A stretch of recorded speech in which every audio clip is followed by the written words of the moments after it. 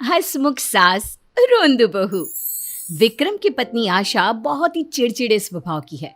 वो हमेशा किसी न किसी बात पर परेशान ही रहती है। और विक्रम की माँ किरण का स्वभाव बहुत हंसमुख है। उसका बेटा भी उसी की तरह है। एक रात आशा किसी बात पर परेशान बैठी थी। तभी विक्रम कहता है, आशा, तुम हमेशा परेशान क्यों रहती हो? अरे मुझे बताओ, तुम ऐसे ही परेशान रहोगी तो तुम्हारी तबीयत खराब हो जाएगी। मैं कहाँ परेशान रहती हूँ? आपको मेरे अंदर ना कमी ही कमी नजर आती है। आप तो चाहती ही हैं कि मेरी तबीयत खराब हो जाए। अरे नहीं नहीं आशा, मैं तो बस ये कह रहा था कि खुश रहा करो। हर छोटी बात पर परेशान होना सही नहीं है। इससे तबीयत पर असर पड़ सकता है ना। तुम मेरी बातों का गलत मतलब क्यों निकालती हो? हाँ हाँ रहने दो, अब ज्यादा सफाई मत दो। मुझे पता है क्या मतलब था आपका। विक्रम इस बात पर कुछ नहीं कहता। आशा को बस बड़े प्यार से देखता रहता है। तब आशा कहती है, क्या देख रहे हो इतना घूर घूर कर? और सुना लो चार बातें। हाँ अरे मैं कहाँ कुछ कह रहा हूँ यार। चलो मैं सो ही जाता हूँ, वरना तुम तो गुस्से में मुझे डंडा भी मार सकती हो। ये कहकर विक्रम मुस्कुराकर दूसरी तरफ मुंह करके सो गया। अगली सुबह विक्रम सो ही रहा था कि उसे किसी के गिरने की आवाज सुनाई दी। विक्रम दौड़ा दौड़ा रसोई घर की तरफ जाता है तो देखता है वहां आशा जमीन पर पड़ी है और चिल्ला रही है। विक्रम जल्दी से आशा को उठाता है और फिर उसे कमरे में ले जाता है। अरे ऐसा क्या कर रही थी जो गिर गई? मैं तो ऊपर से दाल का डिब्बा उतार रही थी। टेबल से मेरा पैर फिसल गया, बहुत दर्द हो रहा है। ओहो, लगता है चोट बहुत गहरी लगी है। और नहीं तो क्या, दर्द के कारण मेरी तो जान निकली जा रही है। अरे ठीक है, हम डॉक्टर के पास चलते हैं और मैं माँ को भी खबर कर देता हूँ। वो आ जाएगी तुम्हारी देखभाल करने के लिए। नहीं, माँ को मत बुलाना। वो काम तो कुछ करेगी नहीं, बस हंसी मजाक करती रहेंगी। मुझे नहीं बुलाना उन्हें, वो वैसे भी मुझे कामचोर समझती हैं। आशा, इंसान को हंसमुख होना चाहिए, तुम्हारी तरह नहीं। क्या कहा आपने? कैसी हूँ मैं? हाँ अरे कुछ नहीं। देखो आशा, ऐसा नहीं है जैसा तुम समझ रही हो। माँ तुमसे बहुत प्यार करती है। यहाँ कुछ दिन रह भी लेंगी और तुम्हारी देखभाल भी कर लेंगी। इस हालत में तो तुमसे कोई काम नहीं होगा ना। आशा कुछ देर सोचती है और मन ही मन कहती है, बात तो सही है। मुझसे तो हिला भी नहीं जा रहा, काम कैसे कर पाऊंगी? और विक्रम को भी तो ड्यूटी पर जाना होता है, ये सब कैसे होगा? ये सोचकर आशा कहती है, ठीक है, बुला लीजिए अपनी माँ को। वैसे भी बहुत दिन हो गए उन्हें यहाँ आए हुए। विक्रम अपनी माँ को खबर कर देता है और अगली सुबह माँ आ जाती है। माँ को देखकर विक्रम बहुत खुश होता है और उनके चरण छूता है। आशा भी अपनी सास को देखकर बहुत खुश होती है। किरण के हंसमुख स्वभाव के कारण सारे पड़ोसी भी उससे खुश रहते थे। एक दिन, किरण बहन, आपसे बात करके बहुत अच्छा लगता है। आपका बेटा बिल्कुल आपकी तरह है, लेकिन आपकी बहू आपके परिवार में मेल नहीं खाती। उससे देखकर तो ऐसे लगता है जैसे कोई दुख की खबर सुनाने वाली है। बहन जी, मेरी बहू की बुराई मेरे सामने तो मत करो। इतनी भी दुखी नहीं रहती जितना आप कह रही हो। वैसे बात सही कह रही हैं आप।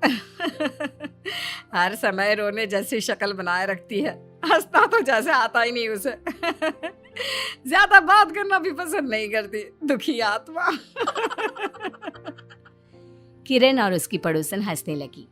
अब आशा को चोट लगे बहुत दिन हो गए थे, लेकिन उसमें कोई सुधार नहीं आ रहा था। इसलिए वो दुखी होकर कहती है, माँ जी, मेरी तबीयत में कोई भी सुधार नहीं हो रहा। ये चोट तो मेरे गले का फंदा बन गई है। अगर आप नहीं होती तो मेरा ध्यान कौन रखता? अरे बेटी, तू खुश रहा कर बस। अच्छा सोचेगी तो अच्छा ही होगा। मुझे देख, हमेशा खुश रहती हूँ। मजाल है किसी बीमारी की जो मेरे पास आकर पटक जाए। और तुम ना बिल्कुल फिक्र मत करो, जल्दी ही ठीक हो जाओगी। वैसे भी जो होता है अच्छे के लिए होता है। माँ जी, मुझे इतनी जोर से चोट लगी है, भला इसमें क्या अच्छा होगा? आप भी ना कुछ भी बोलती हो। कुछ ही दिन में आशा ठीक हो जाती है। सास हमेशा बहू से हंसी ठिठोली करती रहती, लेकिन आशा हमेशा ऐसे बर्ताव करती जैसे पता नहीं कितने दुखों में डूबी है। एक दिन आशा की सास कहती है, क्या बात है बहू, आज तो बहुत सुंदर लग रही हो। कहीं जा रही हो क्या? हाँ, आज विक्रम मुझे सिनेमा दिखाने ले जा रहे हैं। देखा बहू, मैंने धूप में बाल सफेद नहीं किए। मैं तो तुम्हें देखते ही समझ गई थी कि तुम कहीं जा रही हो। ये सुनकर आशा विक्रम को देखने लगती है। इतने में किरण एक गाने के बोल सुना देती है और कहती है, आंखों ही आंखों में इशारा हो गया, बैठे बैठे विक्रम तुम्हारा हो गया। ये सुनकर विक्रम भी आशा की ओर बढ़ता है और वो भी एक गीत के बोल बोल देता है, यारा ओ यारा मिलना हमारा, जाने क्या रंग लाएगा, तुमसे बिछड़ के ये दिल ना रह पाएगा। दोनों माँ बेटे आशा की ओर देखकर गाना गाने लगते हैं तो आशा वहां से जाने लगती है। किरण फिर से एक गाना गाती है, अभी ना जाओ छोड़ कर के दिल अभी भरा नहीं। पर ये सुनकर बहुत चिड़चिड़े अंदाज में कहती है, माँ जी कुछ तो लिहाज करो अपनी उम्र का, आपके सामने आपका बेटा भी है। अरे बहू छोटी सी जिंदगी है, इसे खोल कर जिया करो। ऊपर वाले ने तो वैसे भी सब कुछ पहले से लिख रखा है, तो छोटी छोटी बात पर बिगड़ क्यों जाती है। जिंदगी तो वैसे भी दुखों से भरी हुई है, खुश रहना सीख। हर समय रोते रहने से, मातम मनाने से जिंदगी नहीं चल सकती, समझी। आशा किरण की बात सुनकर चुप हो जाती है। किरण आशा को अपने बचपन और जवानी के किस्से सुनाती है। पता है बहू, जब हम छोटे थे ना तो स्कूल जाने के बहाने आम के बाग में घुसकर आम चुराया करते थे। मेरा छोटा भाई भी होता था मेरे साथ। बचपन के दिन ही और थे, कितना मजा आता था। अब कहाँ लौट कर आएगा वो समय, यादें ही तो रह जाती है। माँ जी, विक्रम बता रहे थे कि आपकी पापा जी से पहली मुलाकात आम के बाग में ही हुई थी, क्या ये सच है? और फिर आपकी पापा जी से शादी कैसे हुई? अरे बहू क्या बताऊं, वो भी ना बड़ा मजेदार किस्सा है। मैं एक बार उनके बाग से ही आम चिरा रही थी और तेरे ससुर जी आ गए। उन्हें देखकर मेरा भाई डर के मारे भाग गया और मैं तो पेड़ पर चढ़ी हुई थी, जैसे तैसे उतर कर भाग गई। शाम को तेरे ससुर जी अपने बापू के साथ हमारे घर आए। मैं तो समझी थी कि वो मेरी शिकायत करने आए हैं, लेकिन वो तो रिश्ते की बात करने आए थे। फिर आपने और आपके घर वालों ने आपकी शादी करा दी? हाँ, कराते क्यों नहीं। सारे गांव में बहुत नाम था उनका। और तेरे ससुर जी का स्वभाव भी ना बिल्कुल मेरी तरह था। बहुत हंसी खुशी साथ गुजारी हमने अपनी जिंदगी। वो मुझे प्यार से ना आम चोर कहते थे। अब वही पल याद आते हैं मुझे। अरे वाह माँ जी, आपकी लव स्टोरी तो बहुत इंटरेस्टिंग है। इसीलिए तो कहती हूँ बहू, हमेशा खुश रहा कर। तू न जाने क्यों इतनी चिड़चिड़ी रहती है। तेरा पति इतना अच्छा है, तेरी सास इतनी अच्छी है। औरों की बहुओं की सास देखी है तुमने? अरे कितने अत्याचार करती है अपनी बहुओं पर, और मैं तो तुझे हंसाती रहती हूँ। आशा भी सोचती है, माँ जी कह तो सही रही हैं, मैं हर छोटी बात पर चिंता में पड़ जाती हूँ।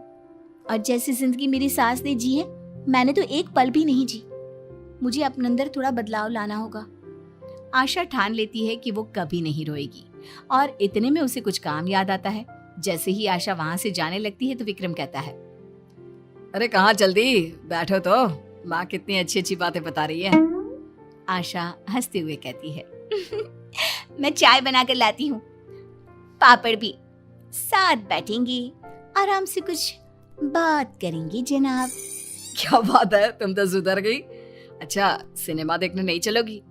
अकेले नहीं जाऊंगी, सिनेमा देखने आज माँ को भी साथ ले चलेंगे, तब बनेगी बात। क्या बात है आशा, तुम्हारा ये रूप तो मैंने पहले कभी देखा ही नहीं था। आशा को इस तरह से खुश और हंसता हुआ देखकर दोनों माँ बेटे बहुत खुश होते हैं और विक्रम अपनी माँ को धन्यवाद देता है। इस तरह किरण, उसका बेटा और बहू हंसी खुशी जीवन बिताने लगते हैं और आशा को भी समझ में आ जाता है कि जो समय जाता है वो लौटकर नहीं आता है।